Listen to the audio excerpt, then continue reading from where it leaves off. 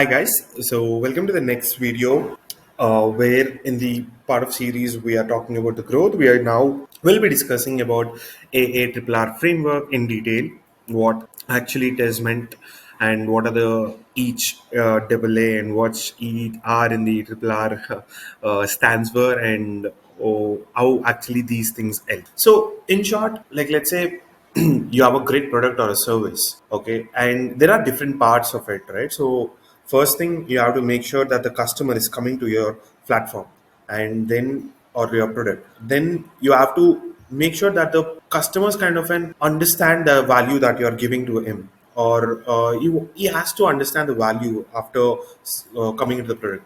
So then he kind of like has to build this intuition or build this thing in mind. Okay, if I go to that product or a platform or use a service, this is kind of a benefit that I'm getting, and this is a value that I'm looking at to often use more, and because the value is great there, so I'll be keep on using that. Let's go into deep into one-on-one, okay, and we'll also let's take about like a couple of one or two examples. So first one is acquisition. So the first A in the AARRR framework, A stands for acquisition. So acquisition is a stage where people visit a website or product from all the marketing channels. So in simple, like let's say there's a Facebook ad, okay. So there's a Facebook ad where like you're scrolling Facebook and there was a Facebook ad where it says that use Instagram for better collaboration for reels or doing reels or something, and you are excited seeing that ad, and you kind of like click on the action button and it will be redirected to the Instagram apps. I mean, you will be directed to the app store where you can go and install Instagram. So this is kind of like activation process, right? I mean, the person has discovered Instagram platform from a different marketing channel, and he kind of like arrived to that product or a website where then he can take a decision whether he wants to go or sign in or accept download or something. But again, you are at least making the people to visit your website or product, right? So this is called acquisition. So it is a stage where people visit a product or a website from all the marketing channels.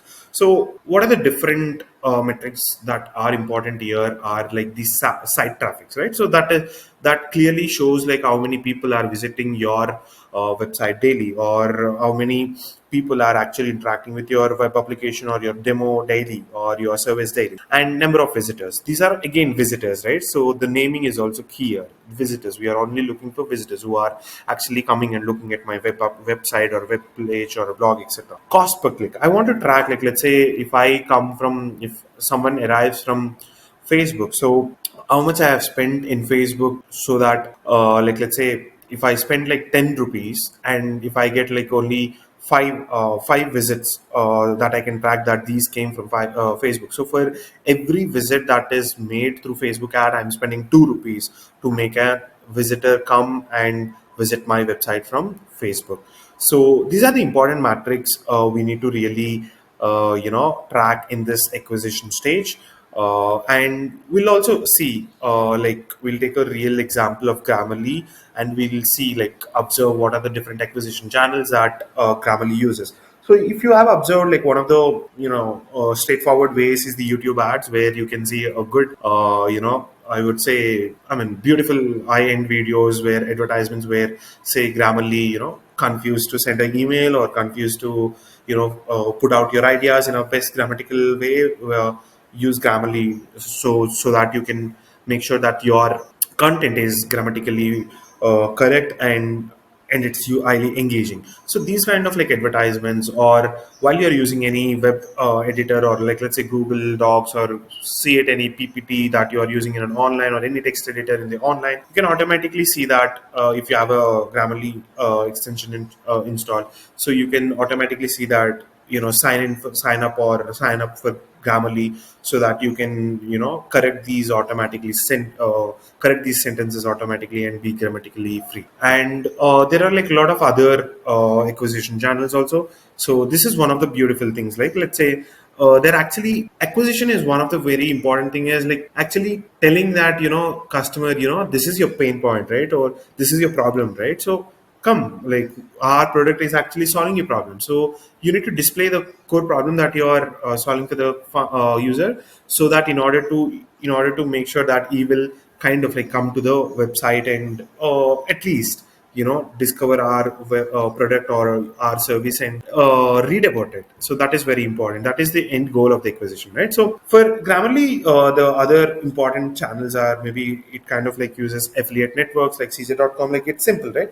So what they say is, like, if I'm a blog kind of a thing, if you keep my advertisement in your blog, or if you keep my extension in your blog, or else if you can place a placeholder, like, I have like checked all the grammatical errors using Grammarly, or something like a banner kind of a thing. Whatever visitors that I come from your website, I kind of like give you a tracker. So Grammarly pays you for that. And Grammarly has like the sponsorship, advertisements, free editing tools, social media, and public relationships also.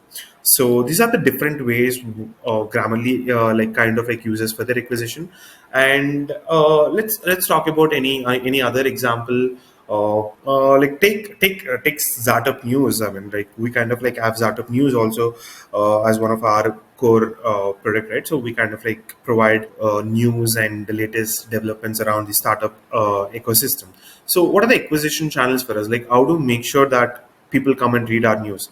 So one thing is simply integrating our blogs or integrating our news page with our Instagram page, like, where for every story that we keep, we can attach a link, or read the full article in our news blog. In the same way, we can use LinkedIn as our acquisition channel, because we a lot of people who want to grow themselves, or who want to learn new things, they kind of like come or visit to LinkedIn frequently, and they want to actually learn the things, right? So there we can also make them triggered, and move them to our visitor I mean move the visitor to our I mean sorry so after seeing the news in the LinkedIn, to click to read the full article, you will come to our news blog page or news page, and then you will become a visitor for that. And so, I mean, we can also ask you also, right? Like, let's say share these like, let's say what are the different acquisition channels that you have, like maybe Google News. We can have like one of that as a core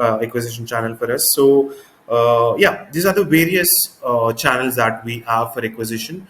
So but while doing acquisition also, it is important to display what problem you're solving for the user, and that would really give you a good ROI on the amount that you're spending for this acquisition. Because nowadays the main problem is getting the customers to your website and making them discover you, right? So we need to carefully spend a good amount of time in strategizing our acquisition, and what are the channels that we focus on, being cost effective, and also how efficiently we can communicate our information or core purpose in a very less time, so that the user can be gauged, and we can make them a visitor to our website. So next we'll discuss about activation in the next video. Thank you.